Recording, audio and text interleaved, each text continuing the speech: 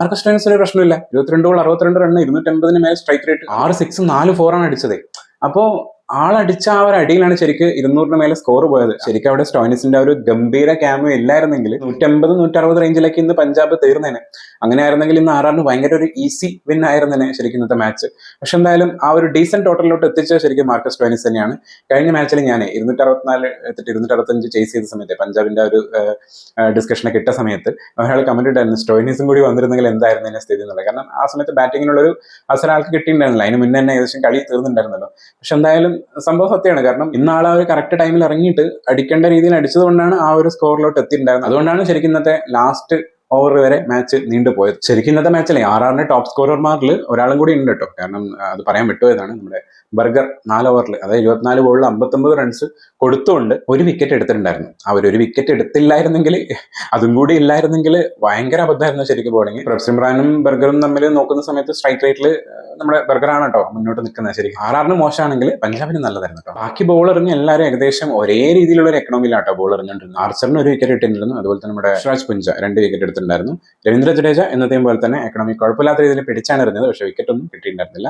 8 ആണെന്ന് എക്കണോമി ഉണ്ടായിരുന്നു. ചേസിങ്ങിന് ഇറങ്ങിയ രാജസ്ഥാൻ റോയൽസിന് കിടിലൻ സ്റ്റാർട്ടിംഗ് തന്നെയാണ് ശരിക്കും വൈഭവ് സൂര്യവംശി. എന്നത്തെയും പോലെ വൈഭവ് സൂര്യവംശി ഇന്നും തുടങ്ങി കൊടുത്തത് 16 ബോളിൽ 43 റൺസ്, ഡിസേർവിംഗ് ആയിട്ടുള്ള ഒരു 50 ഇവിടെ പോയി. പക്ഷെ എന്നാലും ആള് കിടിലായിട്ട് ബാറ്റ് ചെയ്തിട്ടുണ്ടായിരുന്നു. ആ ഒരു തുടക്കം എപ്പോഴും അങ്ങനെയാണ് കേട്ടോ. ആ ഒരു മാച്ചിൽ എപ്പോഴും കൊടുക്കുന്ന ഒരു തുടക്കം ഉണ്ടല്ലോ, അതിന് ഭയങ്കര ഇമ്പോർട്ടൻ്റ് ആണ് ഓരോ മാച്ചും ജയിക്കുന്നതിൻ്റെ അത്. നമ്മളിപ്പം അടുത്തുള്ള 1-2 ടീമുകളുടെ മാച്ച് കണ്ടപ്പോൾ തന്നെ നമുക്ക് മനസ്സിലായതാണ്, തുടക്കം നന്നായാൽ മാത്രമേ ഒടുക്കവും നന്നാവുള്ളൂ എന്നുള്ളത്. 5 6 3 4 അടിച്ച് 16 ബോളിൽ 43 റൺസ്, 260 മേലെ സ്ട്രൈക്ക് റേറ്റ്.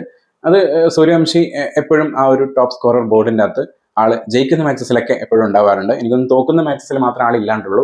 അപ്പൊ തന്നെ മനസ്സിലാക്കാം എന്തുകൊണ്ടാണ് രാജസ്ഥാൻ ചില മാച്ചുകളിൽ തോക്കുന്നത് എന്നുള്ളത്. സൂര്യവംശിയുടെ കൂടെ തന്നെ നമ്മുടെ ജയ്സ്വാലും അത്യാവശ്യം നല്ല രീതിയിൽ തന്നെ ബാറ്റ് ചെയ്തിട്ടുണ്ടായിരുന്നു. 27 ബോളിലാണ് 51 റൺസ് എടുത്തിട്ടുണ്ടായിരുന്നത്. അതുപോലെ നമ്മുടെ ക്യാപ്റ്റൻ റിയാൻ പരാഗും 16 ബോളിൽ 29 റൺസ് എടുത്ത് അധികം ബോളുകൾ വേസ്റ്റ് ചെയ്യാണ്ട് പോയി. ഈ ഒരു 4 വിക്കറ്റ് പോയതിനു ശേഷം കളി ചെറുതായിട്ടൊന്ന് പഞ്ചാബ് പിടിച്ച പോലെ ഉണ്ടായിരുന്നു കേട്ടോ. ശരിക്കും ആ ഒരു അതായത് പിടിച്ചില്ല എന്ന് പറയാം. പക്ഷെ എന്നാലും ചെറിയൊരു നമ്മൾ പറയില്ല, ഒരു ചൂണ്ടയിട്ട് ഒന്ന് ഹുക്കിട്ട് വെച്ചൊരു സ്റ്റേജിൽ പഞ്ചാബിന്റെ ഒരു പ്ലേസ് ഉണ്ടായിരുന്നു ആ ഒരു സമയത്ത്, 4 വിക്കറ്റ് പോയ സമയത്ത്. പക്ഷെ അതിനുശേഷം വന്ന 2 പ്ലേയേഴ്സ്, അവരാണ് ഇന്നത്തെ കളിയുടെ ഗെയിം ചേഞ്ച് ചെയ്ത ആൾക്കാർ. കാരണം നമ്മുടെ ഫെരേര ആണെങ്കിലും ശുഭം ഡൂബെ, 2 പേരും കറക്റ്റ് ടൈമിൽ അത്രയും കൂളായിട്ട് പ്രഷറോ കാര്യങ്ങളോ ഒന്നും വെക്കാതെ ആ ഒരു അടിക്കുന്ന അടിക്കൊക്കെ കറക്റ്റായിട്ട് അളന്ന് മുറിച്ചുള്ള അടിയായിരുന്നു. അടിക്കേണ്ട ഹിറ്റേഴ്സും ഉണ്ടായിരുന്നു. അതുപോലെ തന്നെ സിംഗിൾസും ഡബിൾസ് ഒക്കെ എടുത്തുകൊണ്ട് ആ ഒരു കളിയെ മുന്നോട്ട് കൊണ്ടുപോയിട്ട് ശരിക്കും രാജസ്ഥാനെ വിജയിപ്പിച്ചത് അവർ തന്നെയാണെന്ന് പറയാം. ആ ഒരു പാർട്ട്ണർഷിപ്പ്, കിടിലൻ പാർട്ട്ണർഷിപ്പ്. എങ്ങനെയാണ് ഒരു പ്രഷർ സിറ്റുവേഷനിൽ മാച്ച് കളിക്കേണ്ടതെന്ന് കറക്റ്റായിട്ട് കാണിച്ചു തന്ന ഒരു പ്ലെയർ ആയിരുന്നു ശരിക്കും ഫെരേര. 26 ബോളിലാണ് 52 റൺസ് എടുത്തിട്ടുണ്ടായിരുന്നത്, 3 6 6 4.